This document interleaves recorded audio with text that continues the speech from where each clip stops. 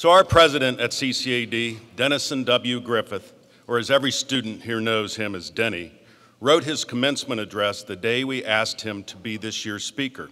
Regrettably, we learned late yesterday that Denny would not be able to attend today to deliver that address. Denny Griffith has been the president of CCAD for the past 16 years. During his tenure, the campus facilities doubled with additions of classrooms and lab, residential space, and additionally, CCAD launched the Masters of Fine Arts program. Under Denny's leadership, CCAD expanded its exhibitions program to include contemporary artists from around the world. The college established an international educational partnership, specifically in China. Over the last 2 years, CCAD has embarked on an incredible journey of completely remaking the curriculum and launching the Mind Market as a hub for CCAD's connections with the business community. While leading this period of historic growth and development at CCAD, Denny has maintained a robust personal studio art practice. With this transformation complete, Denny last fall announced his retirement this June. Today, Denny's inspirational message, written for you, the class of 2014, along with your family and friends, will be delivered by Dwayne Todd, Vice President for Student Affairs. Dwayne.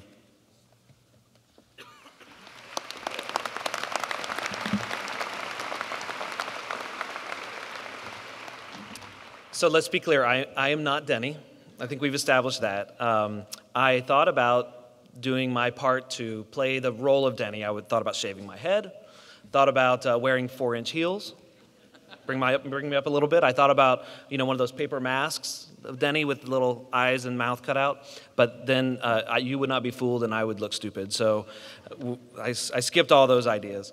What I hope that instead is that you hear the love with which Denny wrote every word in his speech. He went over this many times. He sent lots of edits along the way. He did write it the first day we asked him to give the commencement speech. But even as of yesterday, he was editing this because he wanted it to be perfect. And so I will do my part to stand in place of a man that I think is one of the greatest people I know. And the other thing that you may have noticed is that we have these ribbons on. For those of you who are in the audience here supporting someone. We have done some things this semester to support Denny in his illness, and we kind of adopted the green ribbon as our visual sign of support for him. So our graduates are wearing those today, our faculty and staff are wearing them today, and I appreciate your cooperation with that. The other thing I want to do is let Denny see, next time I see him, what he would have seen should he have stood here today. So I'm going to take a picture. A panoramic one at that. So, this is not coming out. Can we turn some house lights up? Is anybody at the switch? Waiting. There we go. It's magic how it happens that way. All right, so I'm going to start here.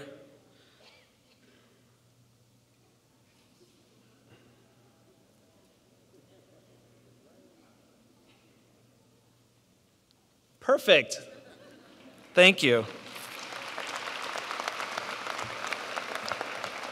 So one thing that I am sure of is that Denny would not want this day to be about him. We're going to honor him in a number of ways, but this is about you all as graduates and the accomplishment that you've made. So we're going to turn our attention to what Denny focused on in his speech that he prepared, which is your day. So let's begin. Today I want to talk a little about things I believe in and about you and your future. After all, this is a great, important, ritualistic moment of passage for you. And actually it is for me too, since I'm retiring. So let's talk for a few minutes about what drives us on this great life adventure. Experiences I had as an artist in residence in Portsmouth, Ohio in the mid-1970s, and other experiences much later working in art museums confirmed my conviction that I hold to this day, that art is a bridge to human understanding, that more than providing simple adornment, can quite literally alter our culture and change lives for the better. During my time here at CCAD, I became a kind of evangelist for the power of art and design to shape our world in ways that counteract the ugliness, fear, or even terror that occurs in our world. Art and mentors, friends and life experiences, and education, of course education, weave together to equip us to observe, critique, and respond to the world around us. For me, the arts including great works of literature, music, art, design, and architecture, have been the embodiment of what the pursuit of human excellence is all about, in much the same way as sports or sacred pursuits are for others. I believe in the power of giving. I love the connection that's forged between me and a cause or organization when I contribute my time, my money, or even a work of art to advance its mission. I love helping others discover the delight of connecting to CCAD and our mission. It thrills me to no end to find some enlightened, inquisitive soul who feels the rush of philanthropic joy by giving a meaningful and hopefully sizable contribution to CCAD. Which reminds me to inquire if anyone here today would like to name a building. No? No. Oh, endow a faculty chair? Put a little money toward a scholarship to help a talented student whose financial situation has unexpectedly changed stay in school and finish their degree. How many of you got a scholarship from CCAD?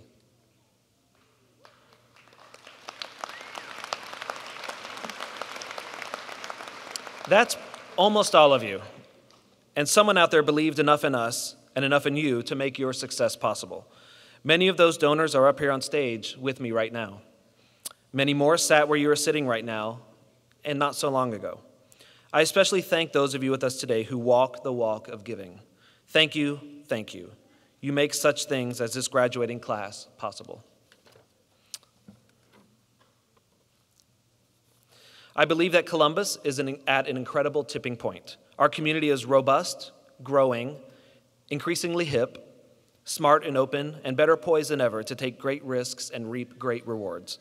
I believe in the college's Discovery District neighborhood, and I'm thrilled that there's so much collateral development going on around our campus right now. I believe it will be one of the hottest neighborhoods in the city, and happily CCAD is at its epicenter. I believe that CCAD is at a tipping point as well. We are a powerful, effective, and very distinctive enterprise. We prepare and launch people for the lives they dream of living. Our people, especially and specifically you graduates, are the stem cells for the creative economy. Unlike most of our peers, we recognize that the power of art and design, with a healthy dose of business education, is the recipe for lifelong student success. And I believe that in the coming years, CCAD's reputation will rocket even higher as we continue to evolve in this direction. Mostly, I believe in you guys. And today isn't about me, even though this is my swan song. It's about you. Oh, but first let me tell you where the expression swan song came from. So the swan song is a metaphorical phrase for a final gesture, effort, or performance given just before death or retirement. The phrase refers to an ancient belief that swans sing a beautiful song in the moments just before death, having been silent or alternatively not so pleasant to hear during most of their lifetimes. In fact, they mostly gurgle or hiss. This belief, whose basis in fact is long debated, had become proverbial in ancient Greece by the 3rd century BC and was reiterated many times in later Western poetry and art. Aesop's fable of the swan mistaken for a goose incorporates the swan song legend thus. A certain rich man bought in the market a goose and a swan. He fed the one for his table, kept the other for the sake of its song. When the time came for killing the goose, the cook went to take him at night, when it was dark, and he was not able to distinguish one bird from the other, and he caught the swan instead of the goose. The swan, threatened with death, burst forth into song and thus made himself known by his voice and preserved his life by his melody. What's at root of the swan song fable is, to my way of thinking, less about the lovely farewell or even mistaken identity. The fact is that the swan saved itself by singing beautifully. It saved itself through art, by singing. I believe we save ourselves through art, and you will do the saving. Think about that. As makers of beautiful, powerful, useful, magical things, you save us. You adorn our universe with beauty or with pure elegance, which is embodied by simplicity and grace. You create objects and experiences of visual poetry and remind us of what it is to be perfectly and sublimely human. In a world full of profound misunderstanding and vicious fighting, think Syria. Think of the treatment of civilians in North Korea by its own government. Think of the genocide taking place between factions in Africa, or even the struggles we see daily between members of different religions, or between members of different sects of the same religion. The fact is that art is a hugely powerful tool of affirmation and celebration. Instead of thinking of all those dark and dangerous and ugly things I just mentioned, let's think for a minute about the power of a great film, or feature-length animation to put a lump in our throats as it spins a tale of love or friendship conquering the odds, or the incredible impact of an industrial designer who gives tens of thousands of people who cannot walk a new type of elegant and ergonomic wheelchair. Art and design, as I said before, embodies the pursuit of human excellence. It is also the perfect bridge for gently encountering ideas, cultures, and people that are very different from those we are familiar with. Most of the fighting today comes from people who are simply afraid of anything from outside their own background. They fear new ideas and they seek to crush them. Artists and designers transcend that fear by probing the world around them, examining their own ideas and those of others, and offering them up in new ways for us to consider. You will do these things and more. Okay, so we're almost done. A few more parting words. This is the sermon part, but it's very short. Number one, a giggle from the preacher on stage. Number one, cultivate an appetite for nuance. Everything today is so black and white. We're liberals or we're conservatives. We're Christians or we're Muslims. We believe what we believe is right. Whatever the other guy believes is wrong. And not only that, but many of us whine about how he or she sucks. That kind of simplified binary oppositional thinking is killing rational dialogue, and it leads people into talking and acting in ways that are intolerant, antagonistic, and worst of all, closed-minded. Such thinking is not nuanced or sensitive or really aware at all. As artists and designers, you'll shape messages, films, and entertainment and arts fields that have the power of creative magic to awe, amaze, and most importantly, influence others with your gifts.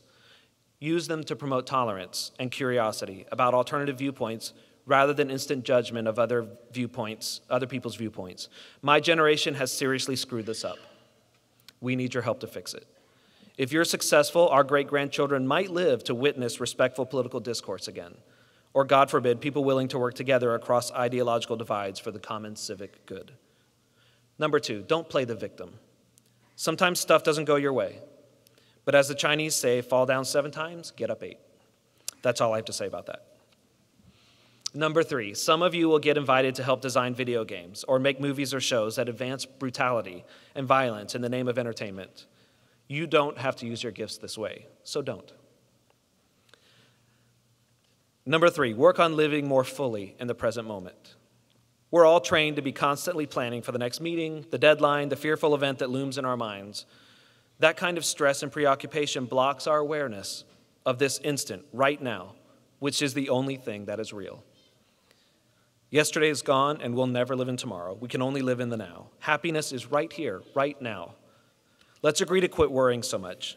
I will if you will. Number four, today isn't the end of anything. In a very real way, it's the day of your birth as full-fledged professionals, your birthday. Here you are, educated, mature, talented, very good-looking, of course, with a killer work ethic, a refined sense of self, maybe a little sassiness, and the whole wide world waiting for you. So, class of 2014, happy birthday, and the very best of luck to each of you. We've loved having you along the ride with us. Thank you.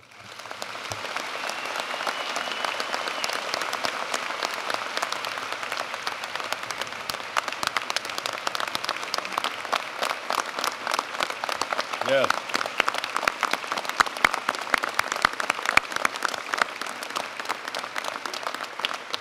Thank you, Dwayne. Denny would approve. So I'm happy today that the college is awarding an honorary Doctorate of Fine Arts degree to Denny W. Griffith in recognition of his accomplishments as an artist and his influence on culture, political, and topical discourse in this country and beyond. Denny will receive his hood later today. And with that, now I would like to invite Kevin Conlon, our provost, up to begin with the awarding of degrees with the Master of Fine Arts.